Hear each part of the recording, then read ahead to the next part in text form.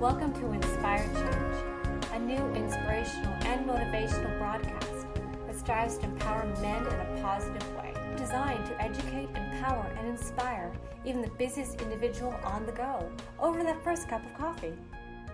Please join me in welcoming Gunter, international psychologist, author, speaker, and producer. Let me welcome everybody back to another episode of Inspired Change with Gunter. Now, I'm going to pick up today with this podcast from our last podcast, which was a live show with my wife Lauren, Ashley Weissmantel, and Myrna Cabello.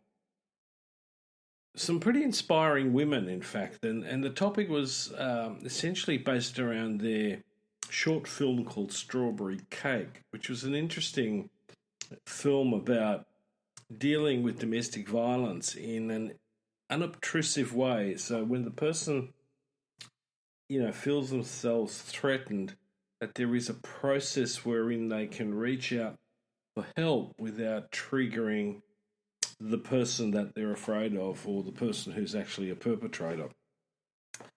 So I want to encourage everybody to follow up with the last episode. It was quite long, but it was certainly a very, very, very meaningful conversation. And as I said, with three very inspiring women, my wife Lauren, who's in the mental health field as well as being a feminist philosopher, and two filmmakers who are just really, really exceptional in their desire to facilitate a better society, a better culture, and also help people to be better in themselves. Now, in the last few weeks, we've really been confronted in the media by the outrage and distress that's felt by a lot of women about many men's misogynistic attitudes and behaviour, especially those men in politics and in power positions. And I'm not taking a partisan view on this. I think that as men we need to be held accountable no matter which side of the political fence we sit on. But what's even more disturbing over the last little while was the extent to which it turns out that boys are involved in similar misogynistic attitudes and behaviours, in assaulting girls within their peer groups and also being abusive towards teachers in an educational setting. Now, I'm going to put a parameter on this because I think it's really, really important, because I'm going to get trolled, as I often do when I talk about this particular topic, in a way that's quite disturbing. I am not saying that all men are rapists or sexually abusive or misogynistic. In fact, my experience is far from that. My experience is that most men are good men who, in certain situations and in certain circumstances, find themselves trapped and confronted by attitudes and behaviours that they don't agree with. But they also don't have the skills necessarily to stand up and confront those people, the misogynists, with their words and behaviour. Okay?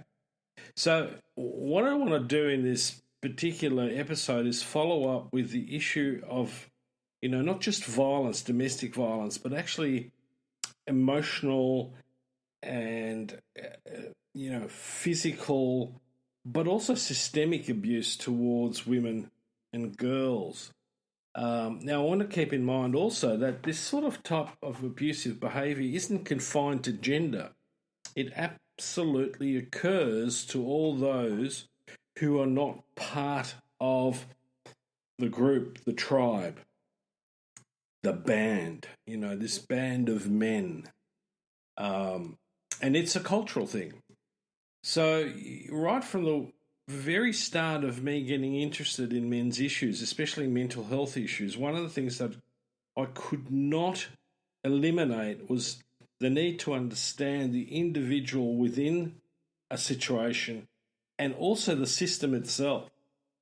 And so in my training and in my university education and later on professional development, one of the things that I was paying very, very close attention to is the link. I know that as a parent, I, didn't see evil or bad behavior in my kids. It wasn't there. Most children, especially very young children, are very interested and very attuned to being altruistic, to expressing love and compassion, and they explore in their own ways how to experience empathy and what to do with that. My granddaughter and I had a very interesting conversation the last time I was with her, and we were playing, and she's very interested in the whole thing about family and what happens when someone is naughty, in her words, and what do we do with that, and how does everybody feel? How do the parents feel about having to discipline? How does the baby or the child feel about being disciplined? So, my experience of kids is that they don't understand things like misogyny, sexism, racism, any of those sort of discriminatory attitudes and behaviours. If you throw kids in together and leave them on their own, they very quickly engage in setting up relationships and group play and helping each other. There'll be a few scuffles as well, but they often work them out themselves. Where it starts to get more and more problematic is past the age of 7. And this is where, there is no question that, social attitudes, educational processes and so on begin to have a very strong impact on how that child is developing. So let me come back to that whole idea of patriarchy, because the thing that I want to get into is that, as I said, most men are not inherently bad. They're not inherently misogynistic. But we've been brought up in a system that promotes that. Right? So, the question about where do these behaviours like sexual harassment, domestic violence and rape originate? Well, one could argue very easily that it's an ideological process that leads men into... There's a very interesting exercise that I often do with groups of men called the man box. And when we talk to most boys and men about how they see traditional masculinity, we get a number of common denominators, common factors that arise. The first one is that boys and men are taught to be self-sufficient. Talking with others about your issues and concerns and, mental health, emotional stuff is perceived to be weak. The attitude is that most men should figure out their problems themselves without asking for help. The other aspect that comes out fairly consistently is the idea that men should act tough. The idea that a guy who doesn't fight back is weak. And men should always act strong, even if they're scared and nervous. Should not have gay friends. So there's a lot of social pressure around that. And the other aspect, and this is coming down to the real nitty-gritty when we talk about, sexual harassment and abuse, is that men should exhibit a sense of hypersexuality. A real man has lots of sexual partners, as many as possible, and be studly and be interested and aggressive in their sexual behaviour and in their orientation towards women. A real man never says no to sex.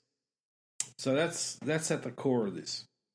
And the other aspect, and this is the final consistent element that seems to keep appearing in this exercise, is aggression and control.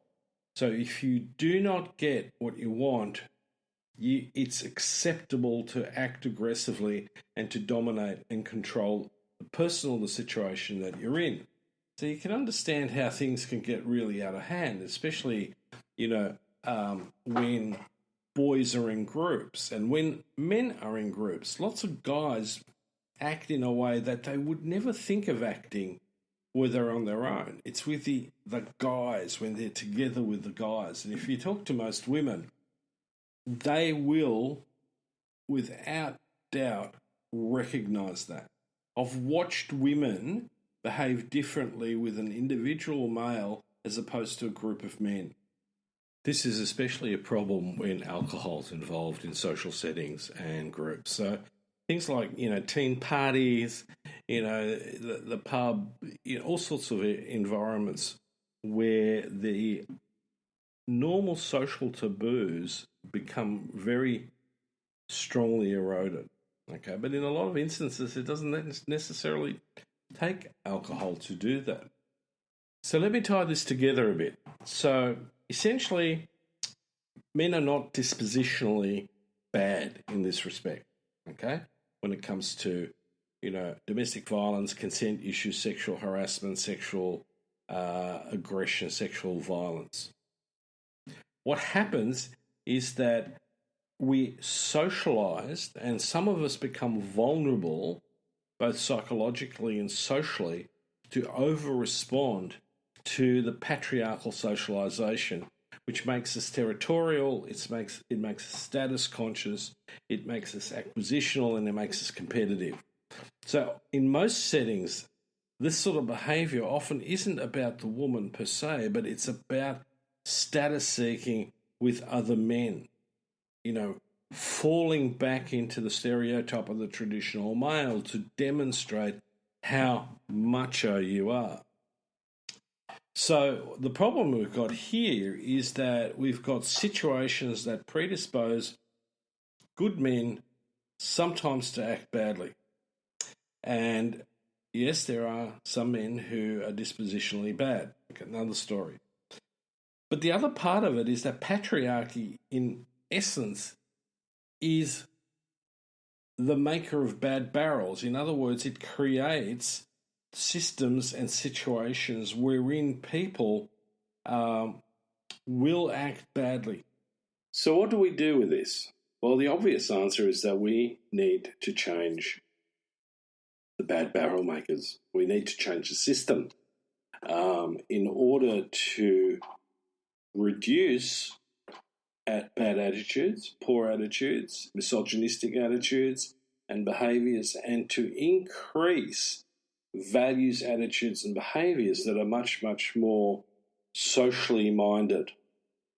The problem with a lot of the sort of sexual harassment, sexual violence, domestic violence, emotional abuse in relationship is about that power relationship where men individualistically oriented, not community oriented, will have a sense of entitlement. They're empowered.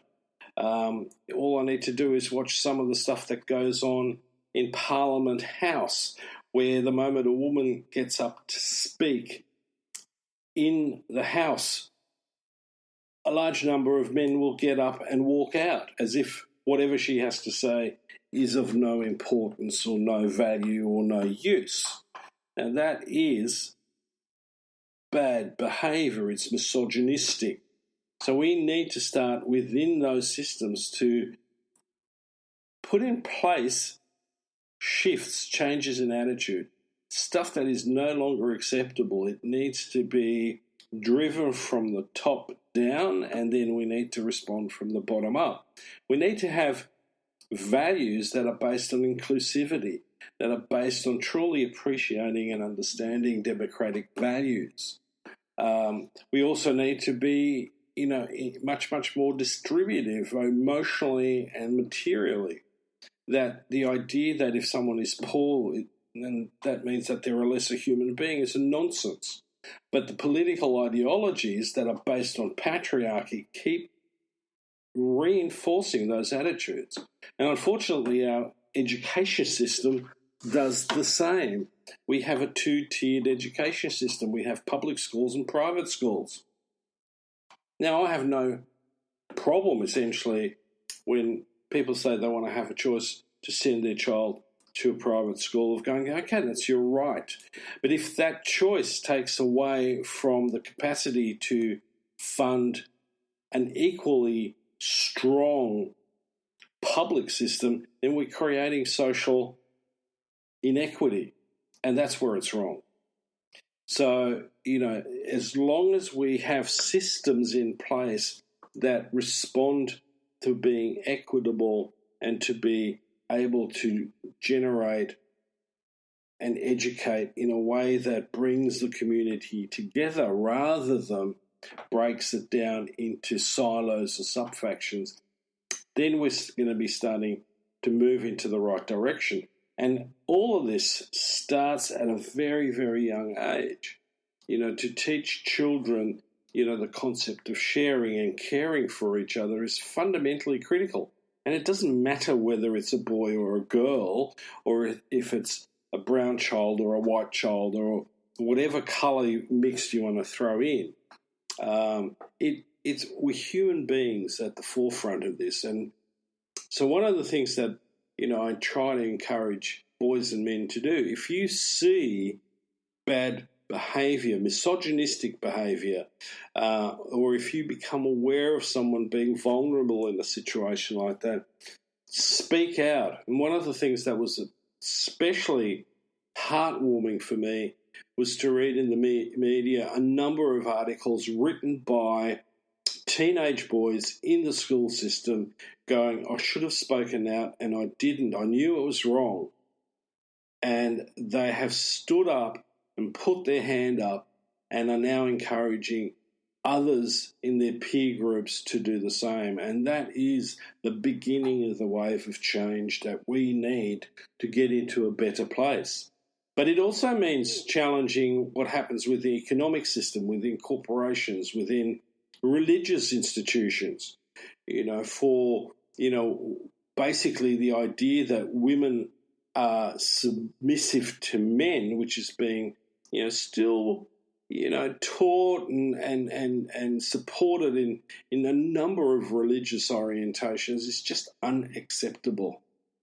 The notion of equality needs to be embedded even within that. Tradition doesn't excuse bad behaviour. So in conclusion with this whole topic is I want to basically encourage boys and men to stand up for equity, stand up for being inclusive, stand up for speaking out against bad behaviour. Join women in their struggle for equality, security and safety, and it's not protectionist. It's about understanding that we're in this together. The whole notion of men and women having each other's back. We will become a much healthier society when we do not have these dichotomies, these binary attitudes and behaviours existing within our culture. But we've got to keep going. There is a fight to be had, and that fight is about social change, not each other. And on that note, I'm going to sign off. I want you to think about this.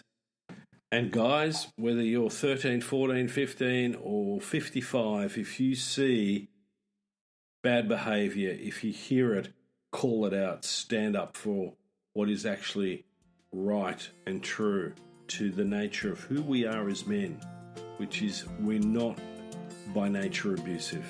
Thank you for listening to Inspire Change with Gunter. Gunter Swoboda does individual and group coaching for men looking to grow. For more information on this and the global Making Good Men Great movement, check out goodmengreat.com to get into contact. If you have a topic for the show or would like to be a guest on the air, please email producers at miranda@noirtainment.com. That's Miranda, Miranda, at noirtainment, noirtainment.com. Thank you, and always keep inspiring change.